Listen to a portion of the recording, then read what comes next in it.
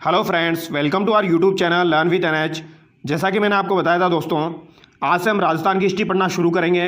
राजस्थान के इतिहास के रिगार्डिंग आज ये हमारी पहली क्लास होने वाली है दोस्तों। जो भी विद्यार्थी चैनल पर नए हैं उनकी जानकारी के लिए बता दूं, राजस्थान का इतिहास हम पूरा कंप्लीट करेंगे दोस्तों। इसके साथ साथ राजस्थान का जो कल्चर है उसकी क्लासेज मैं आप लोगों के लिए शुरू कर चुका हूं। तो जो भी विद्यार्थी चैनल पर नए हैं वो चैनल से जुड़ जाइए ताकि आप भी यहाँ पर इतिहास और कल्चर और जियोग्राफी पढ़ सकें। इसके साथ साथ मैं आपको बता दूं दोस्तों, जो भी विद्यार्थी आरएस एग्ज़ाम, रीट एग्ज़ाम, इसके साथ साथ second grade exam, JEE exam की तैयारी कर रहे हैं दोस्तों, जहां पर भी आपकी राजस्थान जीके पूछी जाती है, तो ये वीडियो आप लोगों के लिए बहुत ही ज़्यादा यूज़फुल होने वाले हैं। क्योंकि यहाँ पर पढ़ाने के साथ साथ मैं आपको ये भी बताऊँगा दोस्तों, सवाल किस तरीके से एग्ज़ाम में पूछा जाता है और कौन सा सवाल कौन से एग्ज़ाम में पूछा गया है, ये भी मैं आपको यहाँ पर बताने वाला हूँ दोस्तों। तो सारी चीज़ें हम एक साथ करते हुए चलेंगे, धीरे धीरे सारी चीज़ें हम कंप्लीट करेंगे। तो चलिए दोस्तों, आज के इस वीडियो में हम चौहानों की उत्पत्ति के मत के बारे में पढ़ेंगे। इसके साथ साथ अजमेर का चौहान वंश जो है ये भी आज हम कंप्लीट करेंगे। तो सबसे पहली बात तो आपको ये ध्यान रखनी है दोस्तों, अगर आपसे कभी भी पूछा जाए राजपूत युग किस शताब्दी को कहा जाता है, तो अगर आपसे कभी पूछ लिया जाए राजपूत युग जो है ये किस शताब्दी को माना जाता है, तो 7 से 12वीं शताब्दी जो है दोस्तों इसे राजपूत युग कहा जाता है। ये आपको ध्यान रखना है। ये भी अगर आपका कभी एग्जाम में पूछ लिया जाए तो इसको गलत मत करना। 7 से लेकर 12वीं शताब्दी का जो युग है इसे राजपूत युग के नाम से जाना जाता है। आगे देखिए, चौहानों की उत्पत्ति के मत के बारे में हम पढ़ेंगे। तो सबसे पहले दोस्तों हम अग्निकुंड के बारे में पढ़ेंगे। आप लोगों ने सुना होगा चौहानों की उत्पत्ति जो है ये अग्निकुंड से भी मानी जाती है। तो सबसे पहले हम अग्निकुंड के बारे में पढ़ेंगे। चंद्रबरदाई पृथ्वीराज रासो ग्रंथ के अनुसार वशिष्ठ ऋषि ने अग्निकुंड से 4 योद्धा उत्पन्न किए। गुज्जर प्रतिहार, परमार, चालुक्य सोलंकी और चौहान हो जाएंगे। तो पृथ्वीराज रासो ग्रंथ के अनुसार दोस्तों वशिष्ठ ऋषि ने अग्निकुंड से 4 योद्धा उत्पन्न किए। पृथ्वीराज रासो ग्रंथ जो है ये किसके द्वारा लिखा गया है, तो ये चंद्रबरदाई के द्वारा लिखा गया है। ये बेसिक सा सवाल है जो कि एग्जाम में पूछा जाता है, तो आपको ध्यान रखना है। पृथ्वीराज रासो नामक ग्रंथ की रचना चंद्रबरदाई के द्वारा की गई है। इसके ही अनुसार वशिष्ठ ऋषि ने अग्निकुंड से 4 योद्धा उत्पन्न किए, जिसमें से आपके कौन कौन हो जाएंगे दोस्तों। सबसे पहले तो आपका प्रतिहार हो जाएगा, फिर आपका परमार हो जाएगा, एक आपका चालुक्य हो जाएगा दोस्तों, चालुक्य जिन्हें सोलंकी के नाम से भी जाना जाता है, और एक आपके चौहान हो जाएंगे या इन्हें चाहमान भी कहा जाता है। तो इनको आपको सीक्वेंस से ध्यान रखना है दोस्तों। पहले आपके प्रतिहार हो जाएंगे, दूसरे परमार हो जाएंगे, तीसरे चालुक्य हो जाएंगे और चौथे आपके चौहान हो जाएंगे। एक बार एग्जाम में यहाँ पर सीक्वेंस भी पूछ लिया गया था, तो ये आपको ध्यान रखना है। तो 4 योद्धाओं की उत्पत्ति जो है यह अग्निकुंड से मानी जाती है। किसके अनुसार? चंद्रबरदाई के अनुसार। ये आपको ध्यान रखना है। अब आगे देखिए, मोनोद नैन्सी सूर्यमल मिश्रण ने इसका समर्थन किया है। तो मोनोद नैन्सी के द्वारा और सूर्यमल मिश्रण के द्वारा अग्निकुंड से उत्पत्ति का जो सिद्धांत दिया गया है दोस्तों, इसका समर्थन किया है किसने? मोनोद नैन्सी ने और सूर्यमल मिश्रण ने। यह भी आपका एग्जाम में पूछा गया था दोस्तों, किसके द्वारा अग्निकुंड से उत्पत्ति का जो है वो समर्थन किया गया है। तो मोनोद नैन्सी और सूर्यमल मिश्रण के द्वारा अग्निकुंड से उत्पत्ति का समर्थन किया गया है। यह आपको ध्यान रखना है। और यहाँ से 4 योद्धाओं की उत्पत्ति हुई है, यह भी आपको ध्यान रखना है, इंपॉर्टेंट है दोस्तों। आगे देखिए, सूर्यवंशी। तो सूर्यवंशी जो है दोस्तों ये किसमें बताया गया है चौहानों को? पृथ्वीराज विजय में, हमीर महाकाव्य, हमीर रासो ग्रंथ वो पंडित गौरीशंकर हीराचंद ओझा के अनुसार इन्हें सूर्यवंशी बताया गया है। पृथ्वीराज विजय किसके द्वारा लिखी गई है दोस्तों?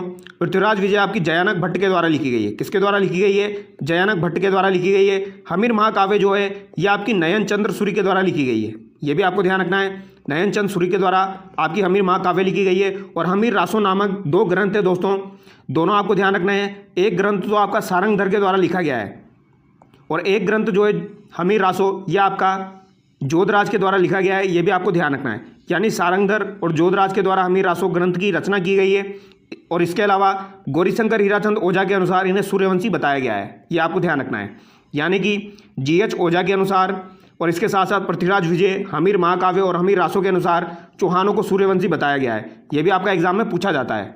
आगे देखिए, चौहानों को चंद्रवंशी किसमें बताया गया है? तो हाँसी का जो शिलालेख है और अचलेश्वर मंदिर का जो लेख है दोस्तों, इसमें चौहानों को चंद्रवंशी बताया गया है। ये आपको ध्यान रखना है, ठीक है, याद रह जाएगा। हाँसी का जो शिलालेख है, हाँसी का शिलालेख और अचलेश्वर का जो मंदिर है, अचलेश्वर मंदिर का जो लेख है दोस्तों, इसमें चौहानों को चंद्रवंशी बताया गया है।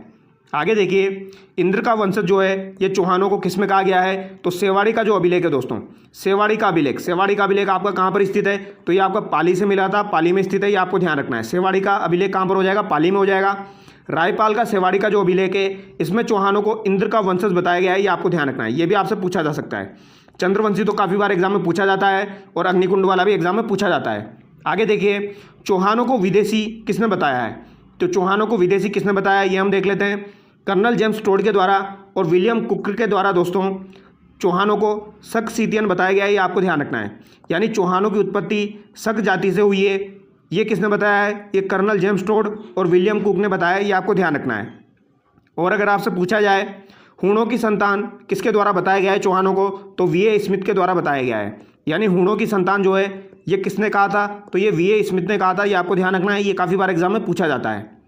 इसके अलावा अगर आपसे पूछा जाए कुषाण जाति से चौहानों की उत्पत्ति हुई है, तो ये किसने स्वीकार किया है? अलेक्जेंडर के अनुसार, अलेक्जेंडर कनिंघम के अनुसार दोस्तों चौहानों की उत्पत्ति जो है ये कुषाण जाति से मानी जाती है, ये आपको ध्यान रखना है।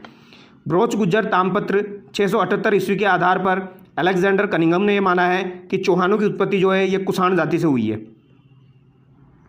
ये आपको ध्यान रखना है दोस्तों। शक सीतियन अगर आपसे पूछा जाए तो colonel James Tod William Cook हो जाएगा, हूणों की संतान वीए स्मिथ हो जाएगा, और कुषाण जाति से उत्पत्ति किसने मानी है? कनिंघम ने मानी है, ब्रोच गुज्जर तामपत्र 678 ईस्वी के अनुसार।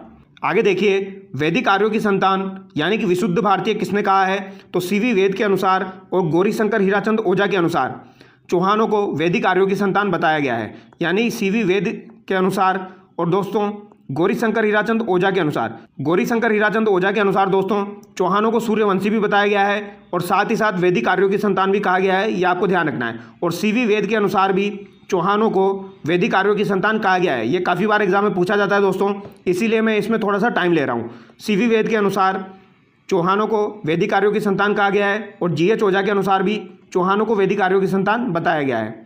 आगे देखिए, चौहानों की उत्पत्ति ब्राह्मण वंश से किसने मानी है? ये भी हम देख लेते हैं, ये भी एग्जाम में पूछा जाता है। तो गोपीनाथ शर्मा के अनुसार, बिजोलिया शिलालेख के अनुसार वत्स गोत्र का ब्राह्मण बताया गया है। तो गोपीनाथ शर्मा ने दोस्तों ब्राह्मण मत का समर्थन किया है। इसके अलावा डॉक्टर दशरथ शर्मा, जिनके द्वारा अर्ली चौहान डायनेस्टीज बुक लिखी गई है, इसमें भी दोस्तों ब्राह्मण मत का समर्थन किया गया है। यानी कि गोपीनाथ शर्मा के अनुसार, दशरथ शर्मा के अनुसार, इसके अलावा डॉक्टर भंडारकर, DR भंडारकर, कायम खा रासो ग्रंथ जिसके रचयिता जान कवि है, उनके अनुसार भी दोस्तों चौहानों को ब्राह्मण वंश बताया गया है, ये आपको ध्यान रखना है। यानी कि यहाँ पर आपको क्या क्या बातें ध्यान रखनी है? गोपीनाथ शर्मा के अनुसार, डॉक्टर दशरथ शर्मा के अनुसार, DR भंडारकर के अनुसार और कायम खा रासो जो है दोस्तों ये एक ग्रंथ है जिसकी रचना किसके द्वारा की गई है? जान कवि के द्वारा की गई है। इसमें भी चौहानों को ब्राह्मण वंशीय बताया गया है, तो याद रह जाएगा। गोपीनाथ शर्मा ने तो बिजोलिया शिलालेख के अनुसार चौहानों को वत्स गोत्र का ब्राह्मण बताया गया है, और दशरथ शर्मा ने दोस्तों अपनी किताब जो है अर्ली चौहान डायनेस्टी जो है उसमें चौहानों को वत्स गोत्र का ब्राह्मण बताया है। और डॉक्टर भंडारकर के अनुसार दोस्तों चौहानों को ब्राह्मण बताया गया है, यह आपको ध्यान रखना है। अब दोस्तों एक बार मैं इसको आपको रिवाइज करवा देता हूँ, ठीक है। अगर आपसे पूछा जाए अग्निकुंड से उत्पत्ति का जो मत है ये किसके द्वारा दिया गया था? तो चंद्र बरदाई के द्वारा दिया गया है पृथ्वीराज रासो ग्रंथ के अनुसार, और इसको मोनोद से और सूर्यमल मिश्र ने स्वीकार किया है। सूर्यवंशी जो है ये गौरीशंकर हीराचंद ओझा के अनुसार बताया गया है। इसके अलावा पृथ्वीराज विजय, हमीर महाकाव्य और हमीर रासो के अनुसार भी इन्हें सूर्यवंशी बताया गया है।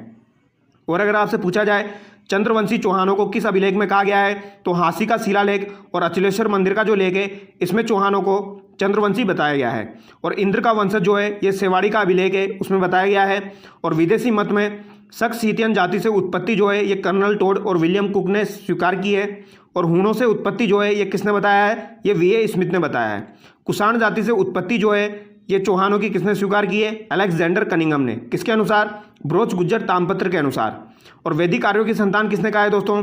तो सीवी वेद के द्वारा चौहानों को वैदिक आर्यों की संतान बताया गया है। और इसके साथ साथ गौरीशंकर हीराचंद ओझा के अनुसार भी चौहानों को वैदिक आर्यों की संतान बताया गया है। और ब्राह्मण मत का समर्थन किसने किया है? गोपीनाथ शर्मा ने किया है, डॉक्टर दशरथ शर्मा ने भी किया है, और डॉक्टर भंडारकर ने भी ब्राह्मण मत का समर्थन किया है। और एक ग्रंथ है दोस्तों आपका कायम खा रासो जो कि जानकवि के द्वारा लिखा गया है, इसमें भी चौहानों को ब्राह्मण वंशीय बताया गया है। आगे देखिए, सांबर और अजमेर के चौहान हम देखेंगे। चौहानों का मूल स्थान इस्पादलक्स सांबर के आसपास का था, इन्हें शाकंभरी सांबर के चौहान कहा गया है। तो दोस्तों अजमेर के जो चौहान थे इन्हें इस्पादलक्स, ये आपको ध्यान रखना है दोस्तों, इस्पादलक्स के चौहान इनको कहा गया है जो कि सांबर के आसपास का क्षेत्र था। यानी इन्हें शाकंभरी सांबर के चौहान कहा गया है, ये आपको ध्यान रखना है, ये पूछा जाता है। आगे देखिए, चौहानों ने प्रारंभिक राजधानी किसको बनाया था? तो चौहानों ने प्रारंभिक राजधानी अहिच्छत्रपुर नागौर को बनाया, ये आपको ध्यान रखना है। इसके बाद क्रमशः सांबर व अजमेर को राजधानी बनाया। तो सबसे पहले चौहानों के द्वारा राजधानी किसको बनाया गया था? अहि छत्रपुर को बनाया गया था, ये आपको ध्यान रखना है, याद रह जाएगा, ये एग्जाम में पूछा जाता है। अहि छत्रपुर नागौर को बनाया गया था। इसके बाद फिर सांबर को बनाया गया, फिर अजमेर को राजधानी बनाया गया। अब यहाँ से दोस्तों हमारा चौहान वंश स्टार्ट होता है। सबसे पहले हम पढ़ेंगे वासुदेव चौहान के बारे में। वासुदेव चौहान के बारे में हम पढ़ने वाले हैं दोस्तों। वासुदेव चौहान के द्वारा चौहान वंश की स्थापना की गई दोस्तों। तो चौहान वंश की स्थापना किसके द्वारा की गई? वासुदेव चौहान के द्वारा की गई। कब की गई? तो 551 ईस्वी में की गई, ये आपको ध्यान रखना है। चौहान वंश की स्थापना वासुदेव चौहान के द्वारा 551 ईस्वी में की गई। चौहान वंश का संस्थापक या आदि पुरुष या मूल पुरुष किसे कहा जाता है? तो ये वासुदेव चौहान को कहा जाता है। संस्थापक, आदि पुरुष या मूल पुरुष किसे कहा जाएगा? वासुदेव चौहान को कहा जाएगा, क्योंकि चौहान वंश की स्थापना जो है ये वासुदेव चौहान के द्वारा की गई है। बिजोलिया शिलालेख के अनुसार वत्स गोत्र का ब्राह्मण बताया गया है जिसने सांबर झील का निर्माण करवाया था। तो बिजोलिया शिलालेख के अनुसार जो है दोस्तों वासुदेव चौहान को वत्स गोत्र का ब्राह्मण बताया गया है जिसने सांबर झील का निर्माण करवाया। तो सांबर झील का निर्माण किसके द्वारा करवाया गया? अगर ये आपसे पूछा जाए तो सांबर झील का निर्माण वासुदेव चौहान के द्वारा करवाया गया था, ये आपको ध्यान रखना है। और इन्होंने राजधानी किसको बनाया था? अहि छत्रपुर को बनाया था, ये आपको ध्यान रखना है। तो इनके द्वारा राजधानी किसे बनाया गया? अहि छत्रपुर नागौर को बनाया गया था दोस्तों। किसको बनाया गया? अहि छत्रपुर नागौर को। आगे देखिए, प्रारंभ में चौहान गुज्जर प्रतिहारों के सामंत थे, परंतु गुवक प्रथम ने इनकी अधीनता अस्वीकार कर दी। तो चौहान जो थे वो प्रारंभ में गुज्जर प्रतिहार जो थे दोस्तों इनके सामंत थे। चौहान क्या थे? पहले सामंत थे, ये आपको ध्यान रखना है। बट बाद में क्या हुआ? गुवक प्रथम नामक एक शासक हुआ, उसने गुज्जर प्रतिहारों की अधीनता स्वीकार करने से मना कर दिया। तो उसने गुज्जर प्रतिहारों की जो अधीनता थी वो स्वीकार नहीं की। किसने नहीं की? गुवक प्रथम ने। तो ये भी आपसे अगर एग्जाम में पूछा जाए गुज्जर प्रतिहारों की अधीनता कौन से चौहान शासक के द्वारा अस्वीकार की गई थी? तो गुवक प्रथम के द्वारा अस्वीकार की गई थी। तो सबसे पहले हम गुवक प्रथम के बारे में पढ़ेंगे दोस्तों। गुवक प्रथम के पिता का नाम क्या था दोस्तों? दुर्लभ राज हो जाएगा, ये आपको ध्यान रखना है। गुवक प्रथम के पिता का नाम क्या हो जाएगा? दुर्लभ राज हो जाएगा, ये आपको ध्यान रखना है। दुर्लभ राज का पुत्र था गुवक प्रथम। प्रतिहार शासक नागभट्ट द्वितीय का सामंत था। तो नागभट्ट द्वितीय का सामंत कौन हो जाएगा? गुवक प्रथम हो जाएगा। और गुवक प्रथम के द्वारा ही प्रतिहारों की अधीनता अस्वीकार की गई थी, ये आपको ध्यान रखना है। तो नागभट्ट द्वितीय का सामंत कौन था? गुवक प्रथम था, ये आपको ध्यान रखना है। हर्षनाथ मंदिर शिखर का निर्माण किसके द्वारा करवाया गया? तो ये आपका गुवक प्रथम के द्वारा करवाया गया, याद रह जाएगा। हर्षनाथ मंदिर जो कि आपका शिखर में स्थित है, इसका निर्माण किसके द्वारा करवाया गया? गुवक प्रथम के द्वारा करवाया गया। हर्षनाथ जी चौहानों के इष्ट देव और आराध्य देव है, ये आपको ध्यान रखना है। अगर आपसे कभी पूछ लिया जाए चौहानों के इष्ट देव या आराध्य देव कौन है, तो ये आपके कौन हो जाएंगे दोस्तों? हर्षनाथ जी हो जाएंगे। और हर्षनाथ मंदिर का निर्माण किसके द्वारा करवाया गया? गुवक प्रथम के द्वारा शिखर में करवाया गया। नागभट्ट द्वितीय का ये सामंत था, दुर्लभ राज का पुत्र था। आगे देखिए चंदन राज, इसके बाद शासक हुए दोस्तों चंदन राज, जो कि एग्जाम में पूछे जाते हैं। इनकी पत्नी रुद्राणी, चंदन राज की पत्नी थी दोस्तों रुद्राणी, जो कि पुष्कर झील में प्रतिदिन 1000 दीपक जलाकर महादेव जी की उपासना करती थी, ये आपको ध्यान रखना है। तो चंदन राज जो है दोस्तों इसकी पत्नी का नाम था रुद्राणी, ये आपको ध्यान रखना है, जो कि क्या करती थी? पुष्कर झील में प्रतिदिन 1000 दीपक, तो डेली बेसिस पे 1000 दीपक जलाना अपने आप में बहुत बड़ी बात है दोस्तों। तो 1000 दीपक जलाकर महादेव जी की उपासना करती थी, ये आपको ध्यान रखना है। ये आपका एग्जाम में पूछा जाता है। रुद्राणी नाम जो है ये आपको ध्यान रखना है, किसकी पत्नी थी? चंदन राज की पत्नी थी। आगे देखिए सिंहराज, चौहानों का जो अगला शासक है वो है सिंहराज। महाराजाधिराज की उपाधि इसने धारण की थी। तो महाराजाधिराज की उपाधि किसके द्वारा धारण की गई थी? तो सिंहराज के द्वारा धारण की गई थी, आपको ध्यान रखना है, याद रह जाएगा। महाराजाधिराज की उपाधि किसने धारण की? सिंहराज ने धारण की। नाम से लग रहा है दोस्तों सिंहराज, महाराजाधिराज की उपाधि धारण की थी, ये आपको ध्यान रखना है। आगे देखिए विग्रहराज द्वितीय, ये इंपॉर्टेंट है दोस्तों। विग्रहराज द्वितीय जो है ये काफ़ी ज़्यादा इंपॉर्टेंट है, पूछा जाता है। प्रारंभिक चौहान शासकों में सबसे प्रतापी शासक जो था ये कौन था? आपका विग्रहराज द्वितीय था, ये आपको ध्यान रखना है। अगर आपसे कभी पूछ लिया जाए प्रारंभिक चौहान वंश में सबसे प्रतापी शासक किसे बताया गया है, तो विग्रहराज द्वितीय को बताया गया है। अहिलवाड़ा के चालुक्य शासक मूलराज प्रथम को हराया तथा भंडोज गुजरात में अपनी कुलदेवी आशापुरा माता का मंदिर बनवाया। तो चौहानों की कुलदेवी कौन हो जाएगी दोस्तों? आशापुरा माता हो जाएगी। इनके मंदिर का निर्माण करवाया था किसके द्वारा? विग्रहराज द्वितीय के द्वारा, ये आपको ध्यान रखना है। तो अहिलवाड़ा के चालुक्य शासक मूलराज प्रथम, तो ये नाम आपको ध्यान रखना है, मूलराज प्रथम। मूलराज प्रथम को किसने हराया था दोस्तों? तो विग्रहराज द्वितीय ने हराया था, ये आपको ध्यान रखना है। और भंडोज गुजरात में अपनी कुलदेवी आशापुरा माता का मंदिर भी बनवाया था। कहाँ पर बनवाया था दोस्तों? गुजरात, भंडोज गुजरात में आशापुरा माता का मंदिर का निर्माण किसने करवाया? विग्रहराज द्वितीय के द्वारा करवाया गया। आगे देखिए गोविंदराज तृतीय, पृथ्वीराज विजय में इन्हें वेरीघट शत्रु संहारक कहा गया है, ये आपको ध्यान रखना है। तो ये आपका एग्जाम में पूछा जा चुका है दोस्तों। वेरीघट की उपाधि जो है ये किसे दी जाती है, तो गोविंदराज तृतीय जो है इसे वेरीघट की उपाधि दी जाती है। वेरीघट का मतलब होता है दोस्तों शत्रु संहारक, ये आपको ध्यान रखना है, शत्रु संहारक इंपॉर्टेंट है, ये आपका एग्जाम में पूछा जाता है। वेरीघट की उपाधि किसे दी जाती है, गोविंदराज तृतीय को दी जाती है, ये आपको ध्यान रखना है, जिसका मतलब होता है शत्रु संहारक। गजनी के शासकों को मारवाड़ में आगे बढ़ने से किसने रोका था, तो गजनी के शासकों को मारवाड़ में आगे बढ़ने से किसने रोका दोस्तों, गोविंदराज तृतीय ने रोका था, ये आपको ध्यान रखना है, याद रह जाएगा। और अगर आपसे दोस्तों मूलराज प्रथम के बारे में पूछा जाए तो यहाँ पर आपका विग्रहराज द्वितीय हो जाएगा। और अगर आपसे पूछा जाए गजनी के शासकों को मारवाड़ में आने से किसने रोका था, तो गोविंदराज तृतीय हो जाएगा। आगे देखिए, इसके बाद शासक हुए दोस्तों चामुंडा राज, ये आपको ध्यान रखना है। और फिर इसके बाद हुए दुर्लभराज तृतीय। इनका सीक्वेंस जो है वो बहुत सी बार एग्जाम में पूछ लिया जाता है दोस्तों, तो सीक्वेंस आपको ध्यान रखना है। और इसके बाद आपके शासक हुए विग्रहराज तृतीय। तो सबसे पहले आपके दोस्तों कौन हो जाएंगे, सबसे पहले शासक तो आपके गुहो प्रथम हो जाएंगे, जो कि आपको ध्यान रखना है। उसके बाद चंदन राज आपको ध्यान रखना है दोस्तों। उसके बाद अगर आपसे पूछा जाए दोस्तों तो विग्रहराज द्वितीय आपको ध्यान रखना है। इसके बीच में सिंहराज भी आ जाते हैं। सिंहराज से रिलेटेड आपको ओनली इतना ध्यान रखना है, महाराजाधिराज की उपाधि उनको दी जाती है। विग्रहराज द्वितीय हो जाएगा। विग्रहराज द्वितीय के बाद कौन आ जाएगा दोस्तों, विग्रहराज द्वितीय के बाद में आपके गोविंदराज तृतीय आ जाएगा, गोविंदराज तृतीय आ जाएगा, जिन्हें वेरीघट की उपाधि दी जाती है। फिर इसके बाद आपका चामुंडा राज आ जाएगा, दुर्लभराज तृतीय आ जाएगा और विग्रहराज तृतीय आ जाएगा। फिर यहाँ पर आपका कौन सा आ जाएगा, विग्रहराज तृतीय आ जाएगा, ये आपको ध्यान रखना है। बहुत सी बार सीक्वेंस यहाँ पर पूछ लिया जाता है। आगे देखिए, पृथ्वीराज प्रथम, ये इंपॉर्टेंट है दोस्तों। पृथ्वीराज प्रथम जो थे ये अजयराज के पिता थे, ये आपको ध्यान रखना है। अजयराज चौहान जो थे दोस्तों, इनके पिता कौन हो जाएंगे, पृथ्वीराज प्रथम हो जाएंगे, ये आपका एग्जाम में पूछा जाता है। पृथ्वीराज विजय ग्रंथ के अनुसार जिसके रचयिता जयानक हो जाएंगे, में बताया गया है कि इन्होंने 700 चालुक्य को मार डाला था जो पुष्कर में ब्राह्मणों को लूटने आए थे। तो इनके द्वारा दोस्तों 700 चालुक्य जो थे उन्हें मार दिया गया था, जो कि पुष्कर में ब्राह्मणों को लूटने आए थे। तो ये भी आपसे एग्जाम में पूछा जाता है। 700 चालुक्य जो थे इनको किसके द्वारा मारा गया था, तो पृथ्वीराज प्रथम के द्वारा मारा गया था। और ये किसके पिता हो जाएंगे, अजयराज के पिता हो जाएंगे, ये आपको ध्यान रखना है। और ये जो बात बताई गई है दोस्तों 700 चालुक्य को मार डाला था, ये किस में बताई गई है, पृथ्वीराज विजय नामक ग्रंथ में बताई गई है, जो कि जयानक के द्वारा लिखा गया है। आगे देखिए, अजयराज चौहान।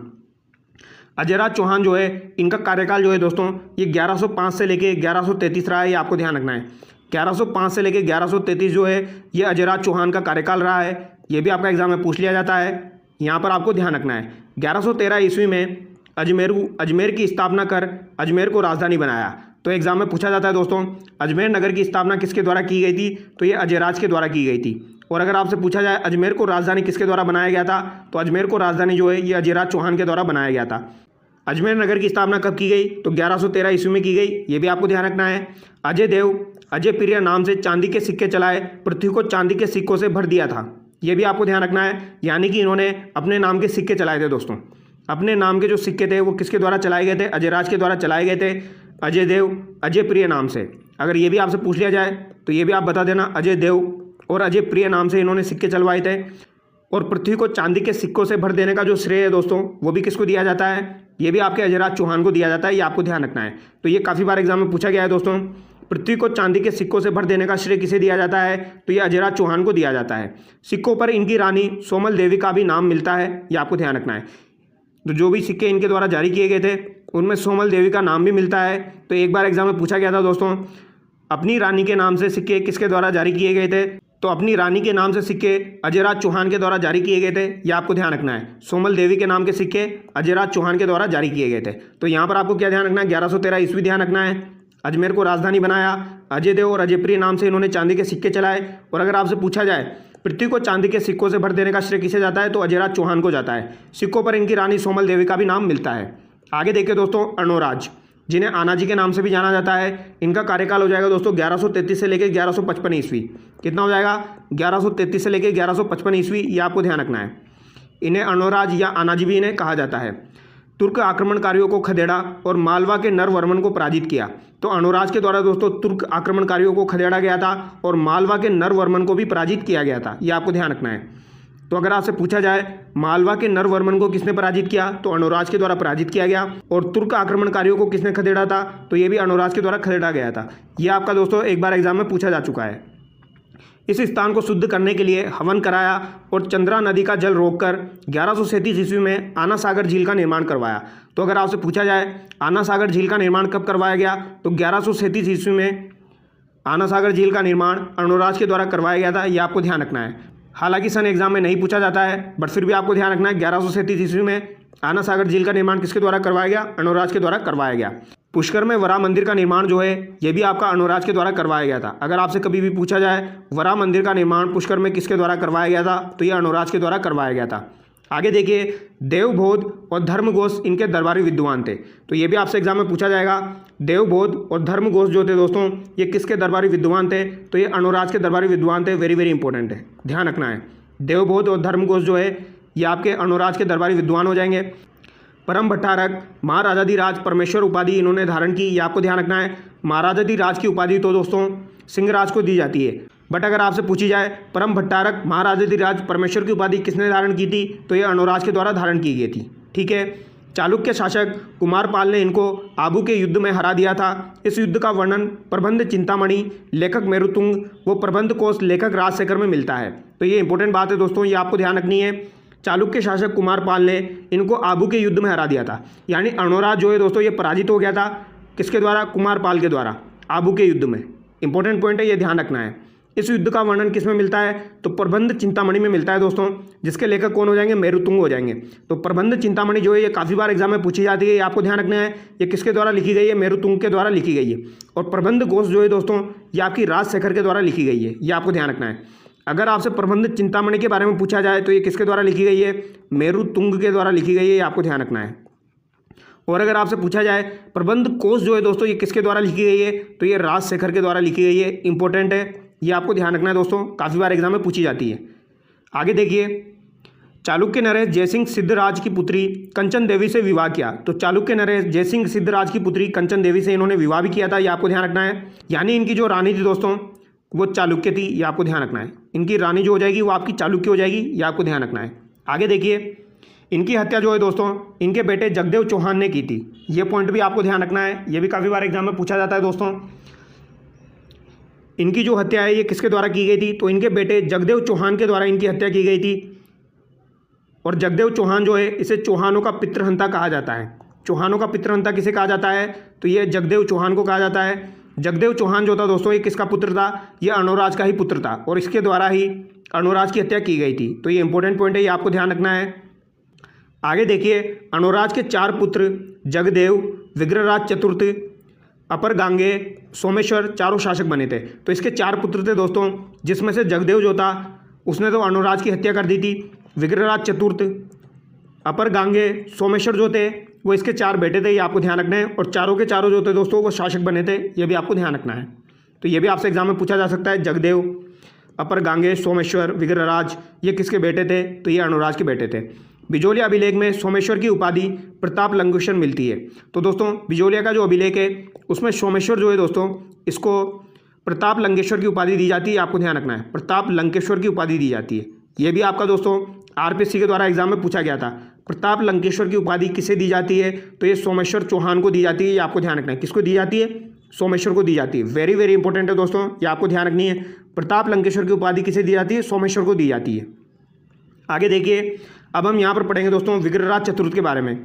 अगर आपसे पूछा जाए विग्रहराज चतुर्थ के जो पिता है वो कौन हो जाएंगे, तो विग्रहराज चतुर्थ के पिता आपके अर्णोराज हो जाएंगे, ये आपको ध्यान रखना है। इनका कार्यकाल जो है ये 1158 से लेकर 1163 ईस्वी रहा है। कितना रहा है दोस्तों, 1158 से लेकर 1163 ईस्वी रहा है, ये आपको ध्यान रखना है। इंपॉर्टेंट है, ये आपसे एग्जाम में पूछा जा सकता है। इन्हें बिसलदेव चौहान के नाम से भी जाना जाता है। बिसलदेव चौहान के नाम से इन्हें क्यों जाना जाता है, ये भी हम देखेंगे। अब इनके बारे में पढ़ लेते हैं दोस्तों। इनसे रिलेटेड सवाल काफ़ी बार एग्जाम में पूछा जाता है। गजनी के शासक अमीर खुसरू शाह वो दिल्ली के तोमर शासक तंवर को पराजित किया, वो दिल्ली पर अधिकार किया। दिल्ली पर अधिकार करने वाला प्रथम चौहान शासक कौन था, तो ये आपके विग्रहराज चतुर्थ हो जाएंगे। तो ये भी आपसे एग्जाम में पूछा जाता है दोस्तों। गजनी के शासक अमीर खुसरू शाह वो दिल्ली के तोमर शासक तंवर, ये आपको ध्यान रखना है दोस्तों। दिल्ली के तोमर शासक तंवर को इन्होंने पराजित किया था और दिल्ली पर इन्होंने अधिकार किया। और दिल्ली पर अधिकार करने वाले प्रथम चौहान शासक जो थे ये आपके कौन बने, ये आपके विग्रहराज चतुर्थ बने थे, ये आपको ध्यान रखना है, याद रह जाएगा। तो दिल्ली पर अधिकार सबसे पहले किसके द्वारा किया गया, तो ये विग्रहराज चतुर्थ के द्वारा किया गया। आगे देखिए, इनका काल चौहान वंश का स्वर्णकाल कहलाता है। तो विग्रहराज चतुर्थ का जो काल है ये चौहान वंश का स्वर्णकाल कहलाता है, ये भी आपको ध्यान रखना है।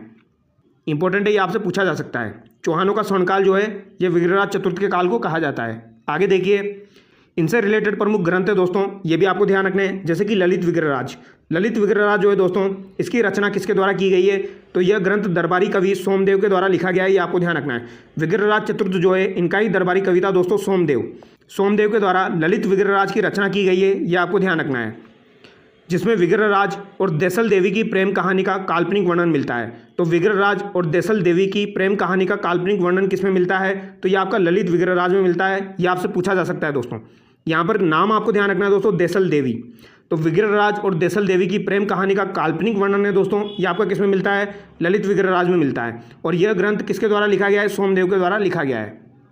आगे देखिए दोस्तों, बिसलदेव रासो। बिसलदेव रासो जो है दोस्तों, ये आपका किसके द्वारा लिखा गया है?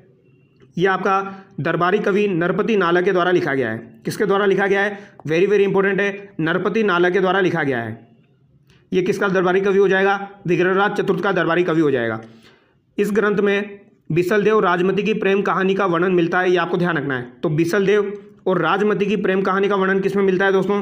ये आपका बिसलदेव रासो में मिलता है, ये आपको ध्यान रखना है। और विग्रहराज और देसल देवी की प्रेम कहानी का वर्णन किस में मिलता है? तो ये आपका ललित विग्रहराज में मिलता है। दोनों बातें अलग अलग है, ध्यान रखना है, रिलेट करके आप आसानी से ध्यान रख सकते हो। तो ये भी आपसे एग्जाम में पूछा जा सकता है। आगे देखिए दोस्तों, संस्कृत में हरकेली नाटक की रचना की गई, ये भी आपको ध्यान रखना है। हरिकेली नाटक की रचना किसके द्वारा की गई दोस्तों? तो ये आपकी विग्रहराज चतुर्थ के द्वारा की गई थी, ये आपको ध्यान रखना है। तो अगर आपसे पूछा जाए हरिकेली नाटक की रचना किसके द्वारा की गई, तो ये विग्रहराज चतुर्थ के द्वारा की गई थी। आगे देखिए, इनके समय दिल्ली शिवालिक स्तंभ अभिलेख 1163 ईस्वी उत्कीर्ण हुआ, जिसमें जानकारी मिलती है कि विग्रहराज चतुर्थ ने मलेच्छों को बार बार पराजित किया। वेरी वेरी इंपॉर्टेंट दोस्तों, ये आपको ध्यान रखना है। अगर आपसे पूछा जाए दिल्ली शिवालिक स्तंभ अभिलेख कब उत्कीर्ण किया गया, तो ये 1163 आपको ध्यान रखना है। ठीक है, 1163 आपको ध्यान रखना है। और अगर आपसे पूछा जाए विग्रहराज चतुर्थ ने मलेच्छों को बार बार हराया था, तो ये भी आपसे एग्जाम में पूछा जा सकता है दोस्तों। मलेच्छों को किसने हराया था, ये आपसे एग्जाम में पूछा जाता है। तो ये किसने हराया था दोस्तों? विग्रहराज चतुर्थ ने हराया था। और दिल्ली में सबसे पहले चौहान वंश की स्थापना भी विग्रहराज चतुर्थ के द्वारा की गई थी। आगे देखिए, अजमेर में संस्कृत पाठशाला सरस्वती कंठाभरण का निर्माण करवाया, जिसे मोहम्मद गोरी के सेनापति कुतुबुद्दीन ऐबक ने 1198 ईस्वी में तोड़कर 2.5 दिन के झोपड़े मस्जिद में बदल दिया। यहाँ पंजाब शाह पीर का 2.5 दिन का उर्स लगता है। यह राजस्थान की प्रथम प्राचीन मस्जिद है। तो यहाँ पर क्या क्या चीज़ें आपको ध्यान रखनी है दोस्तों? अजमेर में जो संस्कृत पाठशाला थी, जिसका निर्माण विग्रहराज चतुर्थ के द्वारा करवाया गया था, उसे मोहम्मद गोरी के सेनापति कुतुबुद्दीन ऐबक ने दोस्तों, किसने? कुतुबुद्दीन ऐबक ने 1198 ईस्वी में तुड़वा दिया और उसको दोस्तों 2.5 दिन के झोपड़े में बदल दिया। ये आपको ध्यान रखना है। तो संस्कृत पाठशाला जो थी, इसको 2.5 दिन के झोपड़े में बदल दिया, यानी कि मस्जिद में बदल दिया, ये आपको ध्यान रखना है। और यहाँ पर पंजाब शाह पीर का 2.5 दिन का उर्स भी लगता है। राजस्थान की प्रथम और प्राचीन मस्जिद है, ये आपको ध्यान रखना है। आगे देखिए, कवि विद्वानों का आश्रयदाता होने के कारण इन्हें कवि बांधव जयानक भट्ट ने कहा था, ये भी आपको ध्यान रखना है।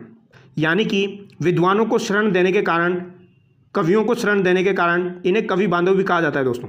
कवि बांधव के नाम से किन्हें जाना जाता है? तो कवि बांधव के नाम से विग्रहराज चतुर्थ को जाना जाता है। और ये किसने कहा था दोस्तों? जयानक भट्ट ने कहा था। तो ये आपका कभी एग्जाम में नहीं पूछा गया है, बट पूछा जा सकता है दोस्तों। जयानक भट्ट के द्वारा इनको कौन सी उपाधि दी गई? कवि बांधव की उपाधि दी गई। वेरी वेरी इंपॉर्टेंट है दोस्तों, पूछा जा सकता है, ये आपको ध्यान रखना है। आगे देखिए, जबालीपुर का नाम ज्वालापुर कर दिया। तो विग्रहराज चतुर्थ के द्वारा जबालीपुर का जो नाम था दोस्तों, उसको चेंज करके ज्वालापुर कर दिया गया था, ये आपको ध्यान रखना है। ये भी आपका एग्जाम में पूछा जाता है। टोंक जिले में बिसलपुर कस्बा वो बिसल सागर बांध का निर्माण करवाया। तो अगर आपसे पूछा जाए टोंक जिले में बिसलपुर कस्बा बिसल सागर बांध का निर्माण किसने करवाया था, तो ये विग्रहराज चतुर्थ के द्वारा करवाया गया था। किसके द्वारा करवाया गया था दोस्तों? विग्रहराज चतुर्थ के द्वारा करवाया गया था। आपको ऑप्शन में वो बिसल देव नहीं देगा दोस्तों, विग्रहराज चतुर्थ देगा, क्योंकि उसको पता है अगर बिसलपुर हम लिखेंगे तो बिसल देव तो सभी आंसर कर देंगे। तो आपको याद क्या रखना है? विग्रहराज चतुर्थ का ही जो नाम था वो था बिसल देव। तो विग्रहराज चतुर्थ के द्वारा बिसलपुर कस्बा और बिसल सागर बांध का निर्माण करवाया गया। आगे देखिए दोस्तों, इसके बाद शासक हुए पृथ्वीराज चौहान द्वितीय, ये आपको ध्यान रखना है। इसके बाद कौन हुए दोस्तों? पृथ्वीराज चौहान द्वितीय। पृथ्वीराज चौहान प्रथम जो थे दोस्तों, ये तो आपके अजयराज के पिता हो जाएंगे। और द्वितीय जो है दोस्तों, इनकी रानी सुहव देवी ने मैनाल में सवेश्वर शिव मंदिर का निर्माण करवाया था। तो ये आपको ध्यान रखना है दोस्तों, ये आपसे पूछा जा सकता है। सौवेश्वर शिव मंदिर का निर्माण मैनाल में किसके द्वारा करवाया गया? तो मैनाल में सौवेश्वर शिव मंदिर का निर्माण रानी सुहव देवी के द्वारा करवाया गया था, जो कि किसकी रानी थी? पृथ्वीराज चौहान द्वितीय की रानी थी। इंपॉर्टेंट सवाल है, पूछा जा सकता है। सुहव देवी के द्वारा सौवेश्वर शिव मंदिर का निर्माण करवाया गया। देखो नाम से लग रहा है, सुहव सौवेश्वर शिव मंदिर का निर्माण करवाया गया मैनाल में, पृथ्वीराज चौहान द्वितीय की पत्नी थी। ये आपको ध्यान रखना है। अब हम पढ़ेंगे दोस्तों पृथ्वीराज चौहान तृतीय के बारे में। वेरी वेरी इंपॉर्टेंट है, यहाँ से काफ़ी बार सवाल एग्जाम में पूछा जाता है। ज़्यादातर सवाल आपका पृथ्वीराज चौहान तृतीय और विग्रहराज चतुर्थ से पूछा जाता है। पृथ्वीराज चौहान तृतीय का शासनकाल जो है ये 1177 से लेके कितना रहा दोस्तों? 1192 रहा। कितना रहा? 1177 से लेके 1192 रहा। यानी कि ये राजा कब बने थे? 1177 ईस्वी में बने थे और इनका शासनकाल 1192 तक रहा है। ये आपको ध्यान रखना है। इनका जन्म कब हुआ था दोस्तों? ये आपसे एग्जाम में पूछा जा सकता है। इनका जन्म 1166 ईस्वी में अहिल पाटन गुजरात में हुआ था। अहिल पाटन गुजरात तो आपका काफ़ी बार एग्जाम में पूछा जा चुका है, ये तो आपको ध्यान रखना है। अहिल पाटन गुजरात में पृथ्वीराज चौहान तृतीय का जन्म हुआ था, याद रह जाएगा। अहिल पाटन गुजरात में किसका जन्म हुआ? पृथ्वीराज चौहान तृतीय का। कब हुआ था दोस्तों? तो 1166 भी आप ध्यान रख सकते हो, 1177 में ये शासक बने, रिलेट करके आप ध्यान रख सकते हो। इनके पिता का नाम क्या हो जाएगा दोस्तों? सोमेश्वर हो जाएगा। क्या हो जाएगा? सोमेश्वर चौहान जो थे वो इनके पिता थे। इनकी माता का नाम है कर्पूरवी देवी। क्या नाम हो जाएगा दोस्तों? वेरी वेरी इंपॉर्टेंट है, ध्यान रखना है। सोमेश्वर इनके पिता का नाम हो जाएगा, माता का नाम कर्पूरवी देवी हो जाएगा। इनका सेना अध्यक्ष का नाम अगर आपसे पूछा जाए तो कौन हो जाएगा? भुवनमल हो जाएगा दोस्तों। पृथ्वीराज चौहान तृतीय का सेनापति कौन हो जाएगा? भुवनमल हो जाएगा। ये आपको ध्यान रखना है, कौन हो जाएगा दोस्तों? भुवनमल हो जाएगा। और अगर आपसे पूछा जाए पृथ्वीराज चौहान तृतीय का मुख्यमंत्री कौन था, तो पृथ्वीराज चौहान तृतीय का मुख्यमंत्री कदम्बवास या केमास हो जाएगा। इसे कदम्बवास या केमास दोनों नाम से जाना जाता है दोस्तों। वेरी वेरी इंपॉर्टेंट है। पृथ्वीराज का परामर्श मंत्री भी कौन था? वो भी आपका कदम्बवास और केमास ही था। ये आपको ध्यान रखना है। सेनाध्यक्ष पूछा जाए तो भुवनमल आंसर करना, मुख्यमंत्री पूछा जाए तो कदम्बवास या केमास करना। कभी कभी आपको मुख्यमंत्री की जगह प्रधानमंत्री भी बोल दिया जाता है दोस्तों, तो प्रधानमंत्री बोला जाए तो भी आप क्या आंसर करेंगे? कदम्बवास और केमास। ये आपको ध्यान रखना है। आगे देखिए, पृथ्वीराज चौहान 11 वर्ष की आयु में शासक बने थे। वेरी वेरी इंपॉर्टेंट है, तो एग्जाम में पूछा जाता है दोस्तों। बेसिक सा सवाल है, पृथ्वीराज चौहान कितनी वर्ष की आयु में शासक बने थे? तो 11 वर्ष की आयु में ये शासक बने थे। और इनकी माता जो थी दोस्तों कर्पूरवी देवी, कर्पूरवी देवी जो इनकी माता थी वो इनकी संरक्षिका बनी थी। ये आपको ध्यान रखना है। इनकी संरक्षिका कौन बनी थी? कर्पूरवी देवी बनी थी। ये आपको ध्यान रखना है। आगे देखिए, पृथ्वीराज चौहान के नाना अनंगपाल तोमर ने दिल्ली में लालकोट किले का निर्माण करवाया। तो पृथ्वीराज चौहान के नाना थे दोस्तों अनंगपाल तोमर। ये आपको ध्यान रखना है, अनंगपाल तोमर। इन्होंने लालकोट किले का निर्माण करवाया था। इस किले को पृथ्वीराज चौहान तृतीय ने मोहम्मद गोरी से जीतकर इसका नाम पिथौरागढ़ रख दिया।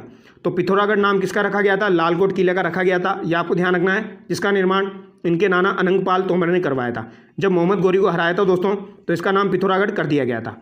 आगे देखिए, भंडारकों का दमन। तो भंडारकों का दमन 1182 ईस्वी में भरतपुर के क्षेत्र में पृथ्वीराज ने इनका दमन किया। ये आपको ध्यान रखना है। मथुरा और भरतपुर का जो क्षेत्र था दोस्तों वहाँ पर भंडारकों का दमन किया गया 1182 ईस्वी में। ये आपको ध्यान रखना है, किसके द्वारा? पृथ्वीराज के द्वारा। ठीक है, आगे देखिए, महोबा विजय। तो महोबा का जो युद्ध हुआ था दोस्तों वेरी वेरी इंपॉर्टेंट है। ये कब हुआ था? आपका 1182 ईस्वी में हुआ था। ये भी आपके सेट के एग्जाम में पूछा गया था दोस्तों। महोबा का युद्ध जो है ये आपका कब हुआ था? 1182 ईस्वी में हुआ था। महोबा आपका कहाँ पर पड़ता है दोस्तों? उत्तर प्रदेश में पड़ता है। महोबा आपका कहाँ पर हो जाएगा? यूपी में हो जाएगा। ये आपको ध्यान रखना है। महोबा के चंदेल शासक परमादी देव के वीर सेनापति आला उदल भाई को पृथ्वीराज चौहान ने युद्ध में मार दिया। तो ये वेरी वेरी इंपॉर्टेंट है, ध्यान रखना है दोस्तों। परमादी देव जो है ये महोबा या चंदेल का शासक था दोस्तों। तो वहाँ पर जो वीर सेनापति थे आला और उदल, यानी परमादी देव के जो वीर सेनापति थे आला और उदल को पृथ्वीराज चौहान के द्वारा मार दिया गया था। ये आपको ध्यान रखना है, नाम याद रह जाएगा, आला और उदल। आला और उदल जो है ये आपको ध्यान रखना है दोस्तों। परमादी देव आपको ध्यान रखना है। महोबा का युद्ध 1182 में हुआ, ये आपको ध्यान रखना है। पृथ्वीराज ने पंजुन राय कछवा को महोबा का उत्तराधिकारी नियुक्त किया। तो अगर आपसे पूछा जाए जब महोबा का युद्ध समाप्त हो गया, पृथ्वीराज चौहान की विजय हो गई, तो वहाँ का प्रशासक किसे नियुक्त किया गया? तो यहाँ का प्रशासक किसे नियुक्त किया गया था दोस्तों? तो पंजुन राय कछवा को नियुक्त किया गया था। ये आपको ध्यान रखना है, किसे नियुक्त किया गया? पंजुन राय कछवा को नियुक्त किया गया। वेरी वेरी इंपॉर्टेंट है, ये आपका एग्जाम में पूछा जा चुका है और फिर से पूछा जाएगा। कछवा भी आपको ध्यान रखना है, ओनली पंजुन राय ध्यान रखने से काम नहीं चलेगा। पंजुन राय कछवा को नियुक्त किया गया था। आगे देखिए, चालुक्यों पर विजय। तो चालुक्यों पर विजय कब हुई? 1184 ईस्वी में हुई। ये आपको ध्यान रखना है। गुजरात के चालुक्यों और अजमेर के चौहानों के बीच लंबे समय से संघर्ष चल रहा था।